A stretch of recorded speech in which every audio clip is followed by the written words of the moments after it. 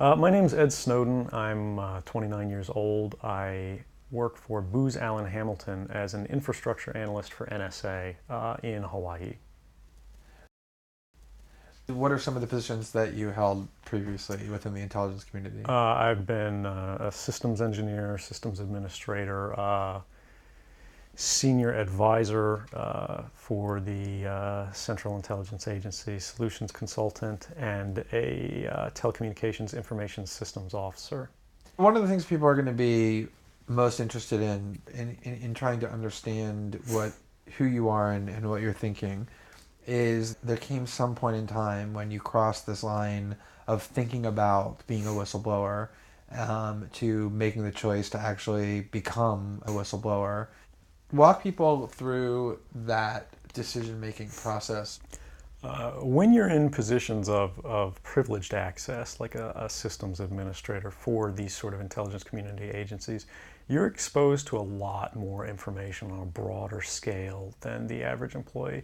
And because of that, you see things that may be disturbing, but over the course of a normal person's career, you'd only see one or two of these instances. When you see everything, you see them on a more frequent basis. And you recognize that some of these things are actually abuses. And when you talk to people about them, in a place like this where this is the normal state of business, people tend not to take them very seriously and move on from them. But over time, that awareness of wrongdoing sort of builds up, and you feel compelled to talk about it. And the more you talk about it, the more you're ignored, the more you're told it's not a problem, until eventually you realize that these things need to be determined by the public, not by somebody who is simply hired by the government. Talk a little bit about how the American surveillance state actually functions. Does it target the actions of Americans? Uh, NSA and the intelligence community in general is focused on getting intelligence wherever it can by any means possible that it believes, on the grounds of sort of a self-certification, that they serve the national interest. Uh, Originally, we saw that focus very narrowly tailored as foreign intelligence gathered overseas. Now, increasingly, we see that it's happening domestically. And to do that, the NSA specifically, targets the communications of everyone. It ingests them by default. It collects them in its system, and it filters them, and it analyzes them, and it measures them, and it stores them for periods of time, simply because that's the easiest, most efficient, and most valuable way to achieve these ends. So while they may be intending to target someone associated with a foreign government or someone that they suspect of terrorism, they're collecting your communications to do so. Any analyst at any time can target anyone, any selector, anywhere. Where those communications will be picked up depends on the range of the sensor networks and the authorities that that analyst is empowered with. Not all analysts have the ability to target everything, but I, sitting at my desk, certainly had the authorities to wiretap anyone, from you or your accountant to a federal judge to even the president if I had a personal email. One of the extraordinary parts about this episode is that usually whistleblowers do what they do anonymously and take steps to remain anonymous for as long as they can, which they hope often is forever. You, on the other hand, have decided to do the opposite, which is to declare yourself openly as the person behind these disclosures. Why did you choose to do that? I think that the public is owed an explanation of the motivations behind the people who make these disclosures that are outside of the democratic model. When you are subverting the power of government, that's a fundamentally dangerous thing to democracy. And if you do that in secret consistently, as the government does when it wants to benefit from a secret action that it took, it'll kind of give its officials a mandate to go, hey, tell the press about this thing and that thing, so the public is on our side. But they rarely, if ever, do that when an abuse occurs. That falls to individual citizens, but they're typically maligned. It becomes a thing of these people are against the country, they're against the government. But I'm not. I'm no different from anybody else. I don't have special skills. I'm just another guy who sits there day to day in the office, watches what's happening, and goes, this is something that's not our place to decide. The public needs to decide whether these programs and policies are right or wrong.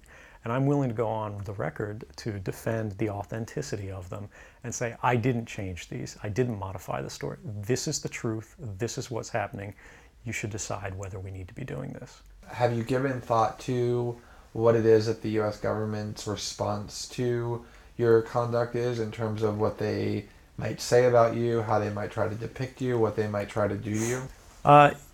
Yeah, I could be, rendered by the CIA. I could have people come after me, or any of their third-party partners. They work closely with a number of other nations.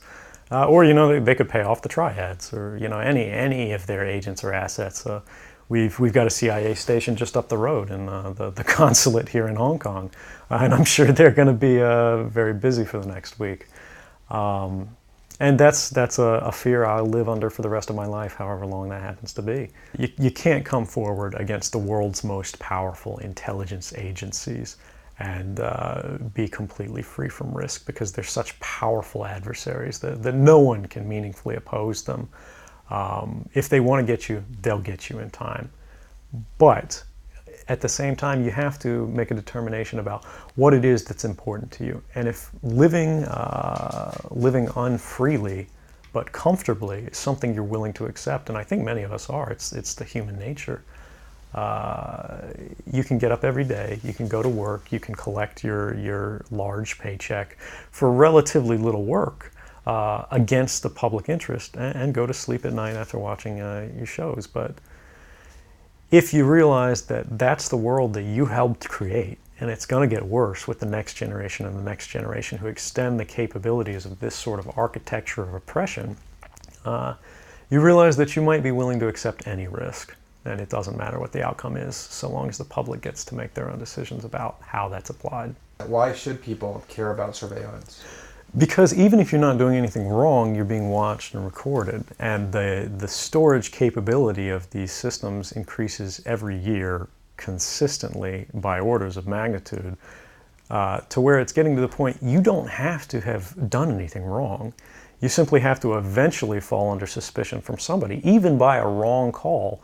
And then they can use the system to go back in time and scrutinize every decision you've ever made, every friend you've ever discussed something with, and attack you on that basis to sort of derive suspicion from an innocent life and paint anyone in the context of a wrongdoer. We are currently sitting in a room in Hong Kong, which is where we are because you traveled here. Talk a little bit about why it is that you came here, and specifically there are going to be people who will speculate that what you really intend to do is to defect to the country that many see as the number one rival of the United States, which is China, and that what you're really doing is essentially seeking to aid an enemy of the United States with which you intend to seek asylum. Can you talk a little bit about that? Sure. So there's a couple assertions in those arguments that are sort of embedded in the questioning of the choice of Hong Kong. The first is that China is an enemy of the United States. It's not. I mean, there are conflicts between the United States government and the Chinese PRC government, but the peoples inherently, we don't care. We trade with each other freely. We're not at war. We're not in armed conflict, and we're not trying to be. We're the largest trading partners out there for each other. Additionally, Hong Kong has a strong tradition of free speech. People think, oh, China, great firewall. Mainland China does have significant restrictions on free speech, but the people of Hong Kong have a long tradition of protesting in the streets, of making their views known. The internet is not filtered here, no more so than any other Western government. And I believe that the Hong Kong government is actually independent in relation to a lot of other leading Western governments. If your motive had been to harm the United States and help its enemies, or if your motive had been personal material gain, were there things that you could have done with these documents to advance those goals that you didn't end up doing? Oh, absolutely. I mean, anybody in the positions of access with the technical capabilities that I had could, suck out secrets, pass them on the open market to Russia. They always have an open door, as we do. I had access to, the full rosters of everyone working at the NSA, the entire intelligence community, and undercover assets all around the world, the locations of every station we have, what their missions are, and so forth. If I had just wanted to harm the U.S., that you could shut down the surveillance system in an afternoon. But that's not my intention, and I think for anyone making that argument, they need to think, if they were in my position, and you live a privileged life, you're living in Hawaii in paradise and making a ton of money, what would it take to make you leave everything behind? The greatest fear that I have regarding the outcome for America of these disclosures is that nothing will change. People will see in the media all of these disclosures. They'll know the lengths that the government is going to grant themselves powers unilaterally to create greater control over American society and global society. But they won't be willing to take the risks necessarily to stand up and fight to change things, to force their representatives to actually take a stand in their interests. And the months ahead, the years ahead, it's only going to get worse until eventually there will be a time where policies will change, because the only thing that restricts the activities of the surveillance state are policy. Even our agreements with other sovereign governments, we consider that to be a stipulation of policy rather than a stipulation of law. And because of that, a new leader will be elected. They'll flip the switch, say that because of the crisis, because of the dangers that we face in the world, some new and unpredicted threat, we need more authority, we need more power, and there will be nothing the people can do at that point to oppose it, and it'll be turnkey tyranny.